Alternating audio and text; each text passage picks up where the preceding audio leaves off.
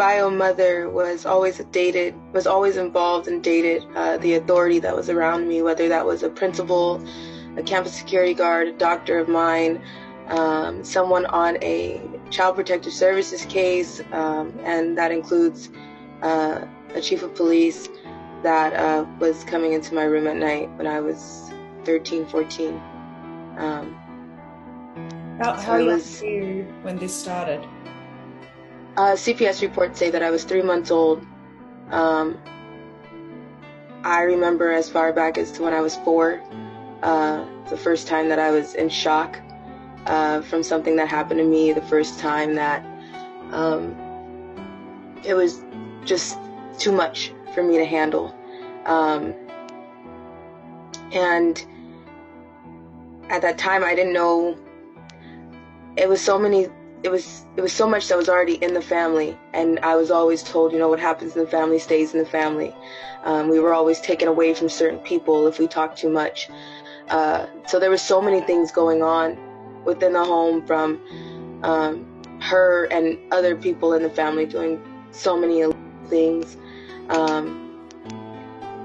besides doing things to their own children. So it was something that I always felt there's something wrong, but I was always told it was normal what was going on. But yeah, I was about 4 years old the first time I was assaulted. I was with my babysitter, and this woman as well had many connections to what I call my surrogate. I don't call her anything close to a mom. I have a real mom that I'm adopted by now, but I don't call her anything close to a mother. But she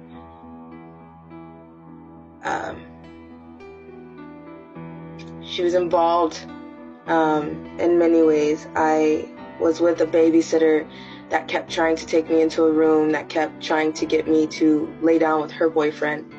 And that's the one day that I remember fighting. I remember screaming so loud. I thought I was 6 years old, but looking back into legal documents, I was 4. And I remember after being hurt, I was locked in a room, and because I was fighting,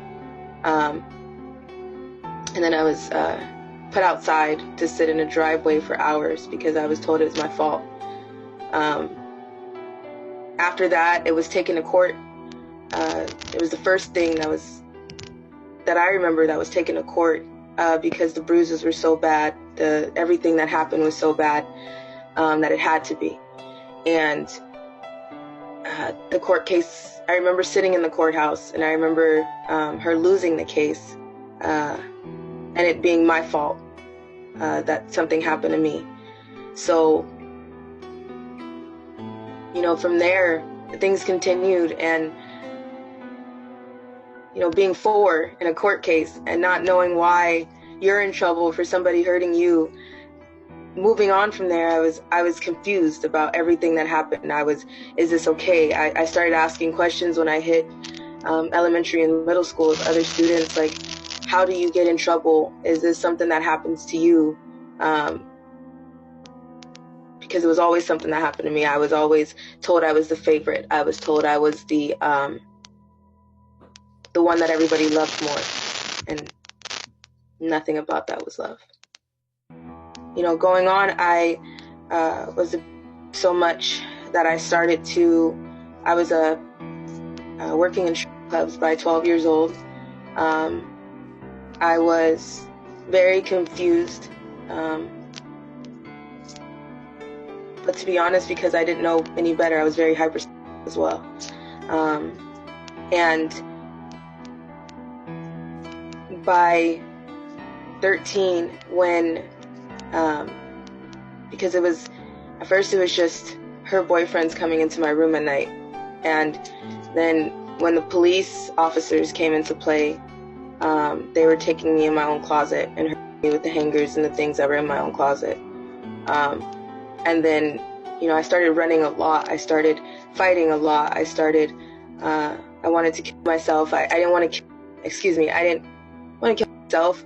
I wanted the pain to stop.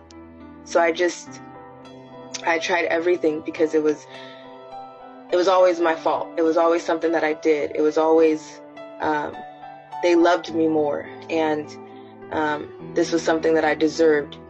And after I started running so much with her dating police officers, married police officers, he started calling his friends to pick me up. He started calling his friends to meet me somewhere. They would pick me up as an officer on duty, and they would take me somewhere behind rocks. They would take me to empty car dealerships and park their cars the wrong way.